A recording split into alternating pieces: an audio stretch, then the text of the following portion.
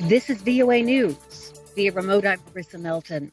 Dr. Deborah Birx, one of the doctors on the White House coronavirus task force, said Sunday on NBC's Meet the Press that social distancing will be with us through the summer.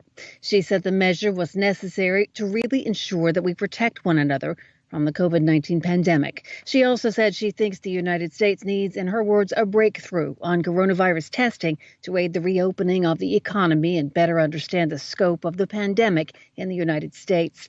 Also Sunday, U.S. House Speaker Nancy Pelosi has criticized the administration for withholding funds from the World Health Organization and efforts to undermine the role of the UN agency. In an interview aired Sunday on National Public Radio, Pelosi accused the United States President and the Secretary of State of effectively isolating the United States during a global pandemic. She said it's more than stupid, it's dangerous. Earlier this month, U.S. President Donald Trump said he would suspend funding for the WHO. He said the agency had supported China's early efforts to hide the dangers of the new strain of the coronavirus. The president did not hold any press conferences on the coronavirus pandemic this weekend. The break from his daily scheduled briefings comes after he suggested injecting disinfectant into a COVID-19 patient to kill the virus. That was on Thursday. In the wake of a media furor over his suggestion, Trump turned to Twitter, blaming the media for misinterpreting his words. On Sunday, Dr. Birx defended the president, saying he was referencing a study detailing the use of disinfectants to kill the virus on surfaces. More than 980,000 cases of COVID-19 have been confirmed in the United States. It's resulted in more than 55,000 deaths. You can find more on this and other stories on our website, voanews.com. This is VOA News. Chinese officials said Sunday that all COVID patients had been discharged from hospitals in Wuhan, the city that was the origin of the outbreak in the country last year. Wuhan saw roughly half of all China's coronavirus cases and was placed on a strict lockdown in January. It was sealed off from the rest of the country. Many of those restrictions have now been eased, although residents are still being regularly tested for the virus. Israeli Prime Minister Benjamin Netanyahu says he's confident Israel will be able to annex parts of the West Bank within a few months, with backing from the Trump administration. We will be able to celebrate another historic moment in the history of Zionism. Netanyahu said that to a group of European evangelical Christians who strongly back Israel. He delivered the message in a video to the group on Sunday.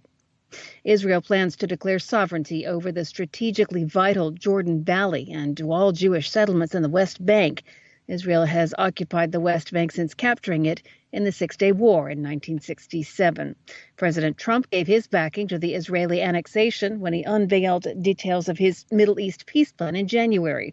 He approved giving what Netanyahu has called a buffer zone against terrorists. About 500,000 Jews live in settlements in the West Bank, many of them Americans who emigrated to what they insist is their rightful biblical home. There's been no reaction from Palestinians so far to Netanyahu's latest comments. The United States has again demanded Afghanistan's feuding leaders and the Taliban insurgency set internal disputes aside and cease armed violence to focus on combating the coronavirus pandemic. American peace envoy to the country, Zalmay Khalilzad, made the call Sunday through a series of tweets to wish Afghans a happy Muslim fasting month of Ramadan. At least 50 people have died out of 1,500 who contracted the coronavirus in Afghanistan, and the number of infections continues to spread in a country where decades of war has left an already underdeveloped public health system in shambles. Khalilzad said that Ramadan, which began on Friday, offered Afghan President Ashraf Ghani and his political rival Abdullah Abdullah the opportunity to put the interest of the country ahead of their own. And satellite photos show a train believed to belong to North Korean leader Kim Jong-un at his compound at a resort town in the country's east amid rumors about the leader's health. The website 38 North, which specializes in North Korea studies, released the images Saturday, saying the train was parked at a station in Wonsan that's reserved for Kim's family. The website said the train's presence does not prove the whereabouts of the North Korean leader or indicate anything about his health. Via remote, I'm Marissa Melton. You're listening to VOA News.